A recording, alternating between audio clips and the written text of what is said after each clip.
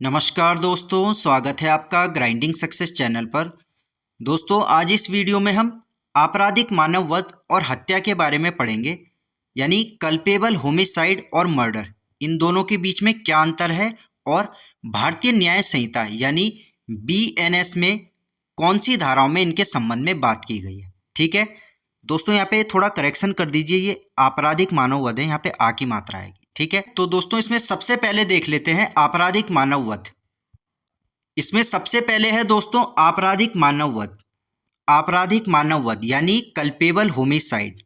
ठीक है, तो इसकी परिभाषा है दोस्तों, जो कोई ऐसा कृत्य करता है जिससे किसी की मृत्यु कारित हो जाए और वह कृत्य मृत्यु कारित करने के इरादे से यानी आशय से किया गया हो या ऐसी शारीरिक चोट पहुंचाने के इरादे से किया गया हो जिससे मृत्यु हो सकती है, या आरोपी को जो ऐसा कृत्य कर रहा है उसे यह ज्ञान हो कि उसके कार्य से मृत्यु हो सकती है, तो कहा जाएगा कि वह आपराधिक मानव वध का अपराध करता है। ठीक है, तो दोस्तों ये है आपराधिक मानव वध यानी कल्पेबल होमिसाइड की परिभाषा। तो जो कोई भी इस प्रकार का कृत्य करता है जिससे किसी की मृत्यु हो जाए और वह कृत्य मृत्यु कारित करने के इरादे से किया गया हो, उसमें आशय है, या ऐसी शारीरिक चोट पहुंचाने के इरादे से किया गया हो जिससे मृत्यु हो सकती है, या आरोपी को यह ज्ञान हो कि उसके कार्य से मृत्यु हो सकती है। जो करने वाला है इस प्रकार का कृत्य उसे यह ज्ञान हो कि उसके कार्य से मृत्यु हो सकती है, तो कहा जाएगा उसने आपराधिक मानव वध का अपराध किया है। ठीक है, इसमें आगे देखते हैं दोस्तों। भारतीय न्याय संहिता यानी बीएनएस की धारा 100 में आपराधिक मानव वध के संबंध में बताया गया है। तो दोस्तों जो भारतीय न्याय संहिता है, जो बीएनएस है, इसकी धारा 100 में आपराधिक मानव वध के संबंध में बताया गया है। ठीक है, इस चीज़ को आपने ध्यान रखना है, एग्जाम्स में यही से क्वेश्चन बनता है। बताइए बीएनएस की कौन सी धारा में आपराधिक मानव वध के संबंध में बात की गई है। तो बीएनएस की धारा 100 आपराधिक मानव वध को बताती है। ठीक है, इसका एग्जाम्पल है दोस्तों, ए नाम का कोई व्यक्ति है, वह जानता है कि वाई झाड़ी के पीछे है लेकिन बी यह नहीं जानता। तो दोस्तों ए नाम का कोई व्यक्ति है, उसे वह यह जानता है कि वाई नाम का कोई व्यक्ति है जो किसी झाड़ी के पीछे है, लेकिन बी नाम का व्यक्ति है वह इस बात को नहीं जानता। अब जो ये ए नाम का व्यक्ति है, यह वाई की मृत्यु कारित करने के आशय से या यह जानते हुए कि उस कार्य से वाई की मृत्यु कारित होना संभाव्य है, ए बी को उस झाड़ी पर गोली चलाने के लिए उकसाता है। बी गोली चलाता है और वाई मर जाता है। ठीक है, तो ए नाम का दोस्तों कोई व्यक्ति है, वह जानता है कि वाई नाम का कोई व्यक्ति किसी झाड़ी के पीछे है, लेकिन वहीं बी नाम का जो व्यक्ति है उसे नहीं पता कि वाई उस झाड़ी के पीछे है। अब ए जो है वाई नाम के व्यक्ति की मृत्यु कारित करने के आशय से उसके इंटेंशन है, और यह जानते हुए कि उससे द्वारा वाई की मृत्यु कारित होना संभाव्य है, किसके द्वारा, वह ए को बी पर उस झाड़ी पर गोली चलाने के लिए उकसाता है। अब ये ए नाम का व्यक्ति बी को बोलता है कि उस झाड़ी पर गोली चलाए, और बी गोली चला लेता है और वाई मर जाता है, जबकि बी को नहीं पता था।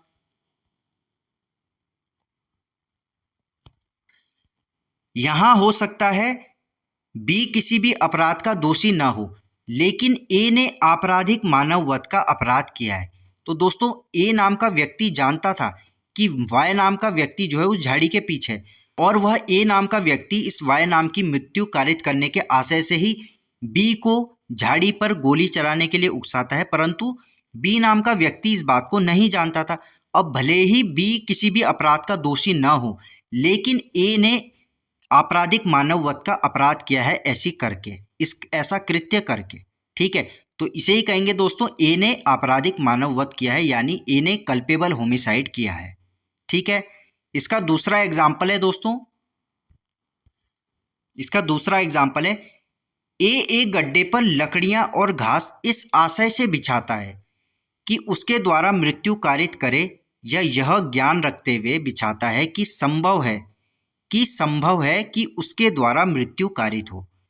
अब बी नाम का व्यक्ति यह विश्वास करते हुए कि वह भूमि सुदृढ़ है, उस पर चलता है और उसमें गिर पड़ता है और मारा जाता है। तो यहाँ पर ए ने आपराधिक मानव वध का अपराध किया है। ठीक है दोस्तों, ए नाम का कोई व्यक्ति है, वह एक गड्ढा है, ये गड्ढा है, इसके ऊपर यह लकड़ियां और घास इस आशय से बिछा देता है कि उसके द्वारा मृत्यु कारित करे, और उसे यह ज्ञान है, वह यह ज्ञान रखते हुए बिछाता है कि संभव है उसके द्वारा मृत्यु कारित हो जाएगी जो वह कृत्य कर रहा है। अब बी नाम का कोई व्यक्ति है, वह यह विश्वास करते हुए जाता है कि वह जो भूमि है वह यहाँ पे सुदृढ़ है, और बी उस पर चलता है और उसमें गिर पड़ता है और मारा जाता है। तो यहाँ पर ए ने आपराधिक मानव वध का अपराध किया है। ठीक है, यहाँ पर ए ने कल्पेबल होमिसाइड का अपराध किया है। तो ये था दोस्तों आपराधिक मानव वध यानी कल्पेबल होमिसाइड। आगे देखते हैं इसमें हत्या यानी मर्डर। हत्या की क्या परिभाषा है दोस्तों? तो जब कोई व्यक्ति मृत्यु कारित करने के स्पष्ट आशय से या ऐसी शारीरिक क्षति पहुंचाने के आशय से कार्य करता है जो सामान्यतः मृत्यु कारित करने के लिए पर्याप्त हो और उससे मृत्यु हो जाती है, तो वह क्या कहलाएगा? मर्डर यानी हत्या कहलाएगा। ठीक है, तो दोस्तों जब कोई व्यक्ति मृत्यु कारित करने के स्पष्ट आशय से, उसका क्लियर इंटेंशन है मृत्यु कारित करने का, तो स्पष्ट आशय से या ऐसी शारीरिक क्षति पहुंचाने के आशय से जो सामान्यतः मृत्यु कारित करने के लिए पर्याप्त हो और उससे उसकी मृत्यु हो जाती है, तो यह कहलाएगा मर्डर यानी हत्या। ठीक है, भारतीय न्याय संहिता यानी बीएनएस की धारा 101 में हत्या को परिभाषित किया गया है।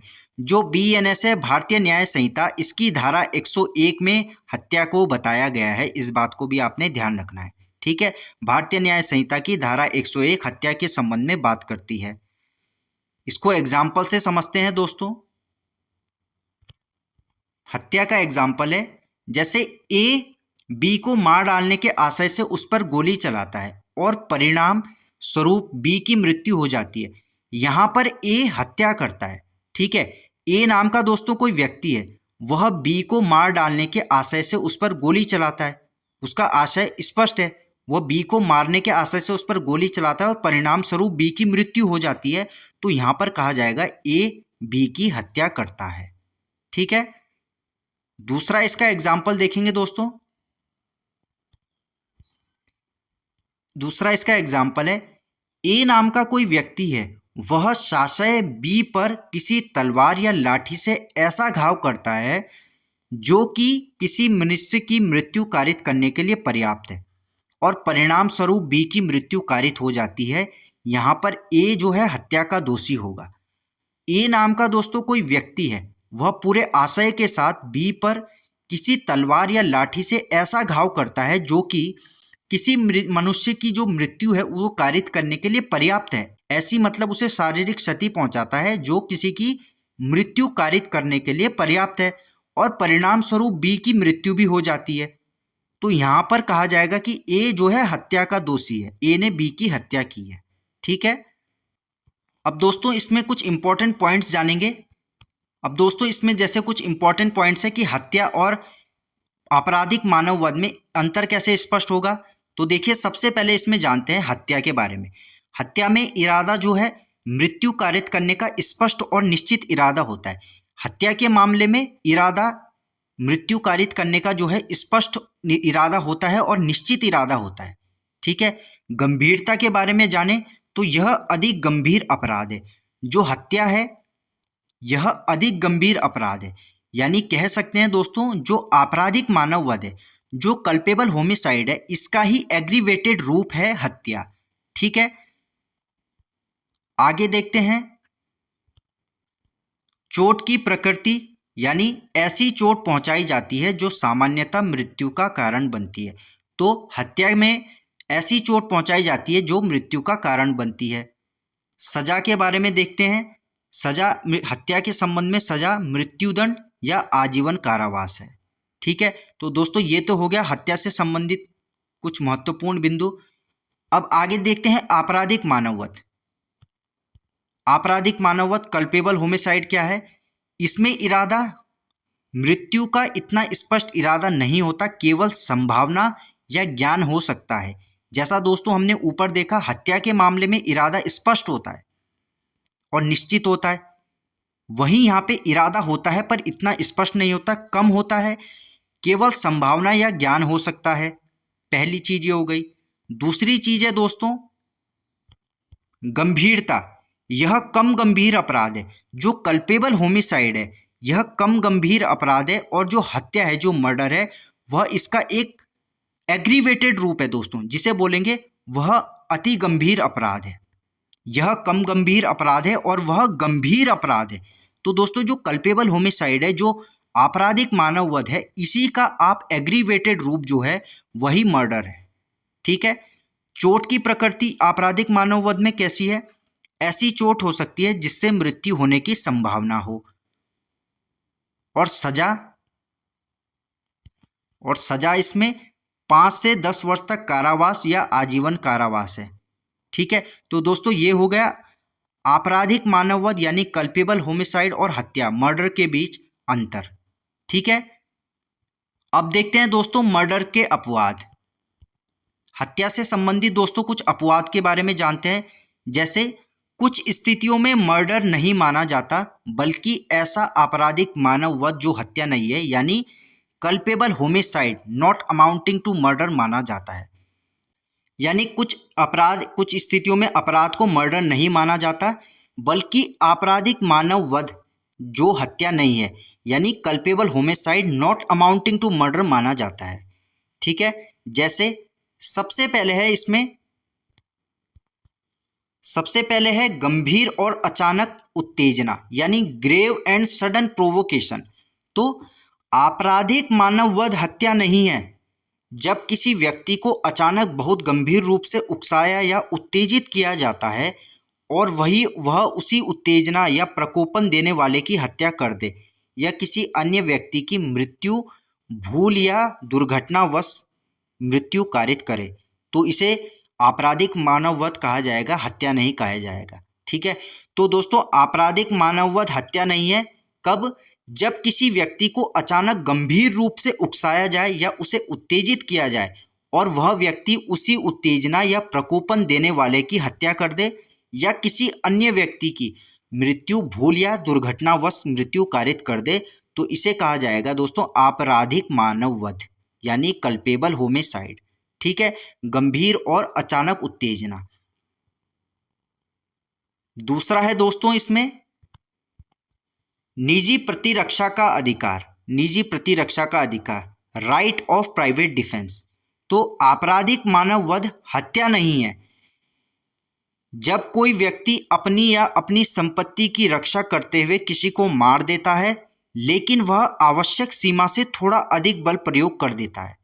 दोस्तों आपराधिक मानववध हत्या नहीं है, यानी जब कोई व्यक्ति अपनी या अपनी संपत्ति की रक्षा करते हुए किसी को मार देता है, लेकिन वह आवश्यक सीमा से थोड़ा अधिक बल प्रयोग कर देता है, तो इसे हत्या नहीं कहेंगे, इसे कहेंगे आपराधिक मानववध। जैसे दोस्तों ए नाम का कोई व्यक्ति है, वह बी पर चाकू से हमला करता है। ए अपनी रक्षा करते हुए बी को इतना जोर से मार देता है कि बी की मृत्यु हो जाती है। ए नाम का दोस्तों कोई व्यक्ति है, इस पर बी नाम का कोई व्यक्ति चाकू से हमला करता है। अब ए अपनी रक्षा करते हुए, ए अपने डिफेंस में बी को इतना जोर से मार देता है कि बी की मृत्यु हो जाती है। तो इस संबंध में कहा जाएगा कि ए ने आपराधिक मानववध किया है, ना कि हत्या। ठीक है। दूसरा हो गया ये निजी प्रतिरक्षा का अधिकार। तीसरा है दोस्तों इसमें अचानक लड़ाई। अचानक लड़ाई यानी बिना योजना के, sudden fight without pre meditation. आपराधिक मानववध हत्या नहीं है जब दो लोगों में अचानक झगड़ा हो जाए और बिना किसी पूर्व योजना के किसी की मृत्यु हो जाए। तो आपराधिक मानववध हत्या नहीं है जब दो लोगों में अचानक झगड़ा हो जाए और बिना किसी पहले से बनाई योजना के किसी की मृत्यु हो जाए। जैसे ए और बी में अचानक बहस हो गई। ए और बी नाम के दोस्तों दो व्यक्ति, इनके बीच में अचानक से बहस हो गई।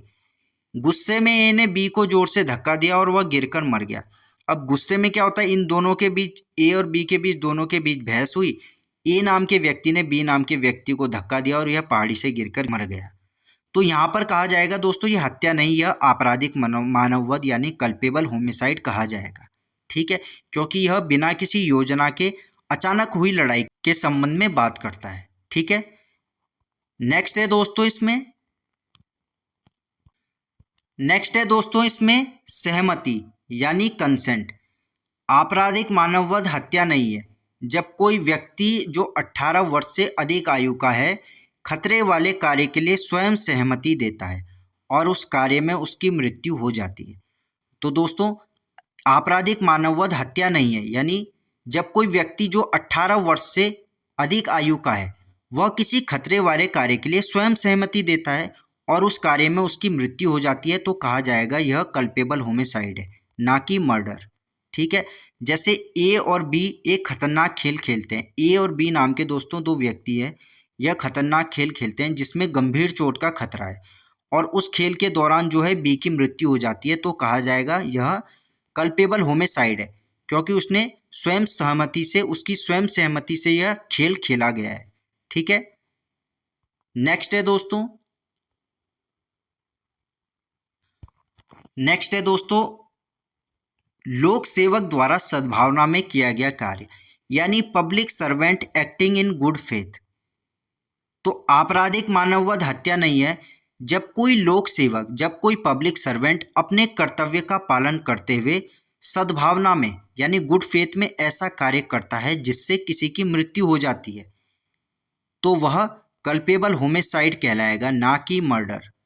ठीक है, तो आपराधिक मानववध हत्या नहीं है जब कोई पब्लिक सर्वेंट अपने कर्तव्य का पालन करते हुए सद्भावना में यानी गुड फेथ में ऐसा कार्य कर देता है जिससे किसी की मृत्यु हो जाती है, तो उसे कहेंगे कल्पेबल होमिसाइड, ना कि मर्डर। ठीक है, जैसे दोस्तों इसका एग्जाम्पल है, पुलिस अपराधी को पकड़ने के लिए गोली चलाती है, गोली लगने से अपराधी की मृत्यु हो जाती है, तो कहा जाएगा यह कल्पेबल होमिसाइड है, ना कि मर्डर। ठीक है, क्योंकि लोक सेवक द्वारा सद्भावना में किया गया कार्य है यानी public servant acting in good faith.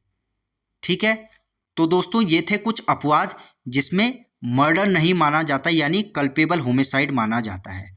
ठीक है, इन पॉइंट्स को आपने ध्यान रखना है। नेक्स्ट है दोस्तों, अब है दोस्तों दंड यानी पनिशमेंट। तो भारतीय न्याय संहिता यानी BNS की धारा 103 में हत्या के लिए दंड का प्रावधान किया गया। तो जो BNS है भारतीय न्याय संहिता है, इसकी धारा 103 में हत्या के लिए दंड का प्रावधान किया गया है। ठीक है, तो इसमें दंड का क्या प्रावधान है? इसमें दोस्तों पहला है, जो कोई हत्या करेगा वह मृत्यु या आजीवन कारावास से दंडित किया जाएगा और जुर्माने का भी दायी होगा। ठीक है, तो जो कोई हत्या का अपराधी होगा उसके लिए वह मृत्यु या आजीवन कारावास से दंडित किया जाएगा और जुर्माने का भी दायी होगा। दूसरा है दोस्तों इसमें, जब 5 या 5 से अधिक व्यक्तियों का कोई समूह मिलकर मूल वंश, जाति, समुदाय, लिंग, जन्मस्थान, भाषा या किसी अन्य आधार पर हत्या कारित करते हैं, तो ऐसे समूह का प्रत्येक सदस्य मृत्यु या आजीवन कारावास के दंड से दंडनीय होगा और जुर्माने का भी दायी होगा। ठीक है, तो दोस्तों जब 5 या 5 से अधिक व्यक्तियों का कोई समूह मिलकर किसी को मूल वंश, उसकी जाति, उसके समुदाय, उसकी लिंग, जन्मस्थान, भाषा या किसी अन्य आधार पर हत्या कारित करते हैं, तो ऐसे समूह का जो प्रत्येक सदस्य है वह मृत्यु या आजीवन कारावास के दंड से दंडनीय होगा और जुर्माने का भी दायी होगा। ठीक है, तो दोस्तों यह बताया गया है BNS यानी भारतीय न्याय संहिता की धारा 103 में हत्या के लिए दंड का प्रावधान। ठीक है, नेक्स्ट है दोस्तों, नेक्स्ट है भारतीय न्याय संहिता यानी BNS की धारा 105 में आपराधिक मानववध के लिए दंड का प्रावधान किया गया है। तो जो BNS है भारतीय न्याय संहिता है, इसकी धारा 105 में आपराधिक मानववध के लिए दंड का प्रावधान किया गया है। ठीक है, इसमें क्या प्रावधान किया गया है?